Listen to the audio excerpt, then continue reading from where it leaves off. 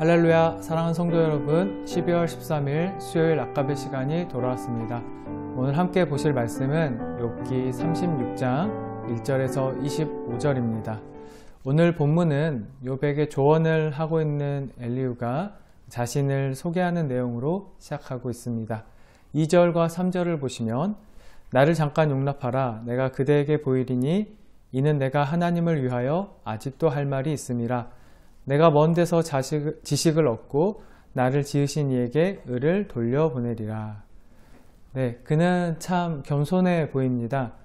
아주 정중하게 자신이 하나님을 위해 할 말이 아직 남아 있으니 계속 하게 해달라 요청하는 것 같습니다. 엘리후의 오늘 본문 속 말에는 아주 독특한 특징이 있는데요. 잘 보시면 내가 하나님을 위하여, 그리고 내가 먼 데서 지식을 얻고 그리하여 하나님의 의로우심을 나타내겠다. 나를 지으신 이에게 의를 돌려보내겠다. 네, 나에게는 지금 이렇게 너에게 충고할 만한 자격이 있다.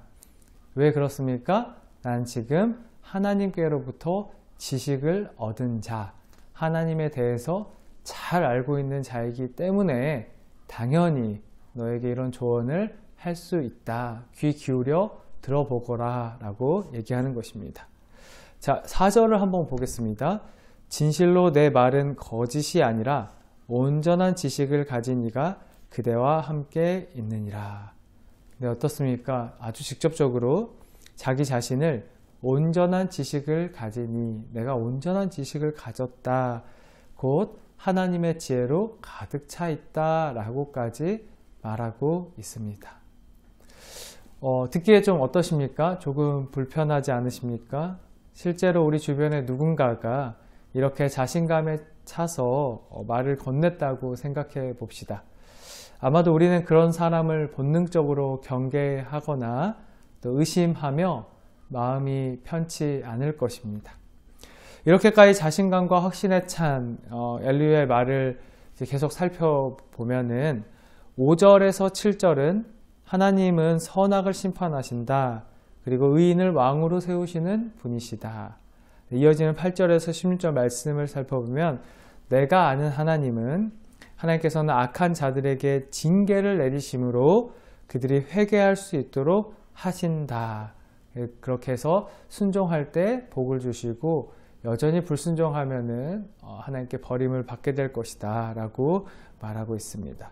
자, 엘리후는 이 하나님이 어떤 분이신지를 얘기하면서 욥이 바로 그렇게 하나님께 돌아오지 않고 하나님께서는 돌아올 수 있도록 징계를 허락하셨는데 그것을 거부하고 분노하고 있기 때문에 너가 여전히 지금 이렇게 고통 속에 있는 것이 아니냐, 얼른 정신을 차리고 너가 했던 악한 것들을 회개하고 다시 주님께 돌아와라 이렇게 권면하고 있다는 것이죠. 우리 13절 말씀을 보시면 마음이 경건하지 아니한 자들은 분노를 쌓으며 하나님이 속박할지라도 도움을 구하지 아니하나니. 자, 하나님께서는 욥이 돌아올 수 있도록, 그 악에서 돌이킬 수 있도록 적절한 징계를 주셨는데 그 징계를 받았음에도 불구하고 계속해서 하나님께 질문하고 자신이 죄 없다 말하고 왜 이런 고통을 받아야 되는지 모르겠다고 호소하는 욥을 보면서 너가 하나님께 돌아오기보다는 분노를 쌓고 있고 또 하나님께 도움을 구하지 않고 있다 라고 얘기하는 것이죠. 이어서 이 17절에서 25절까지의 말씀을 보면요, 이 엘리후는 아주 구체적으로 욥이 하나님께로 돌아갈 수 있는 그런 방법들을, 그 솔루션을 제안하고 있습니다. 17절에 19절까지 보시면 돈에 현혹되지 말라. 너가 돈에 현혹된 삶을 살아서 하나님이 그렇게 너의 물질을 치신 것이다. 돈에 현혹되지 말라. 앞으로는 20절에서 21절을 보시면 죽음을 기다리지 말라. 밤을 사모하지 말라. 아까 악과 죽음에 가까이 가지 말라. 이것은 계속 너가 악한 선택을 하면서 그 악에 치우쳐 살아가지 말아라. 계속 그렇게 살아가니 여전히 그렇게 고통 속에 있는 것이 아니냐. 이어서 그리고 23절과 24절에서는 그런 너를 용서하시고 회복하실 그 하나님을 오히려 찬양해야 한다.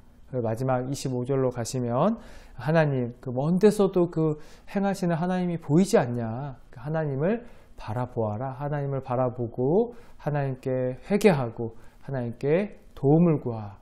그렇게 살아야 한다. 그래서 욥이 너가 그렇게 하면 회복될 수 있지 않겠냐? 어때 내 말이 다 맞지 않냐? 라고 제안하고 있습니다. 정말 구구절절 다 맞는 이야기 아닙니까?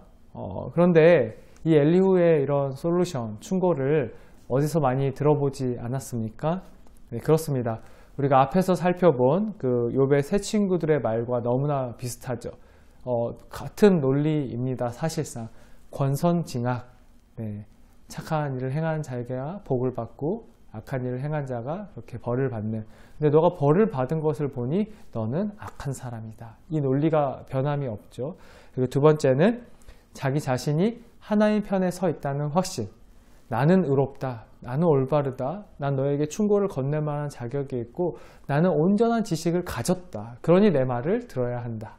네, 이 두 가지가 아주 욥의 세 친구들의 논리와 비슷하다는 것이죠.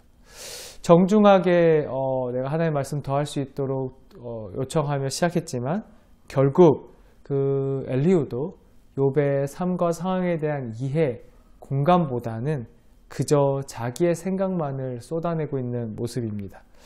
여러분, 만약 이 욥의 세 친구들 그리고 이 엘리후가 그동안 욥이 어떻게 살아왔는지를 깊이 알고 보아왔다면 이렇게 욥을 악한 사람 취급하기보다는 오히려 욥의 편에 섰을 것 같습니다.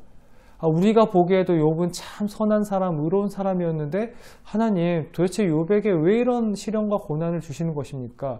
하나님은 공의로우신 분인데 이렇게 의롭게 행한 욥이 이런 고통을 당한다면 하나님이 정말 공의로운 분이 맞으신 겁니까?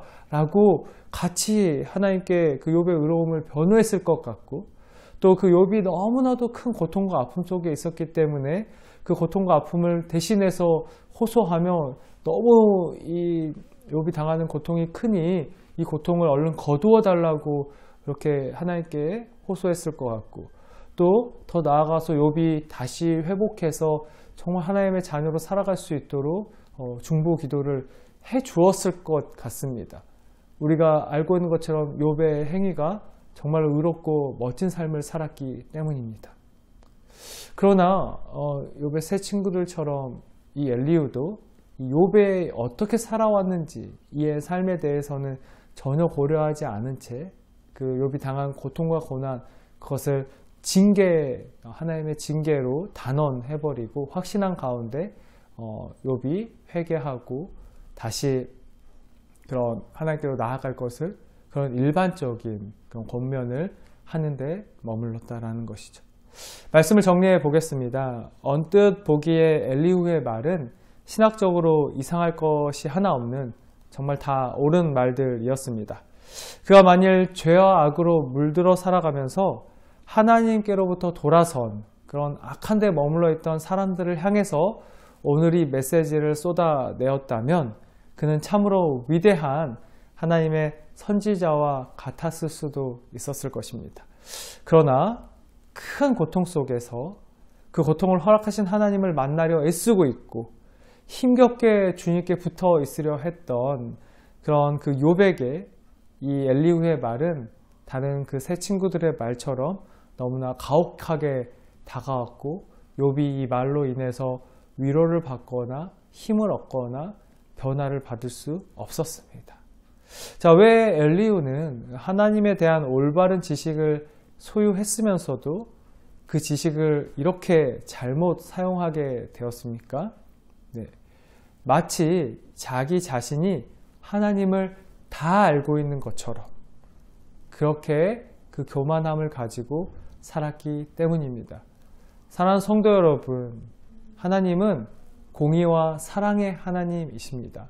때로는 공의가 선포되어야 될 때가 있으며 때로는 사랑이 선포되어야 할 때도 있습니다.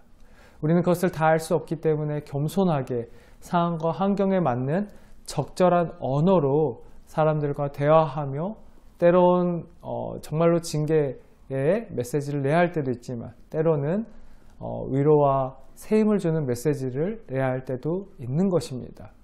우리는 그런 지혜가 없기 때문에 날마다 하나님께 우리가 마주하는 사람들 가운데 적절한 언어 생활을 할 수 있도록 도움을 구하며 살아가야 한다는 것이죠.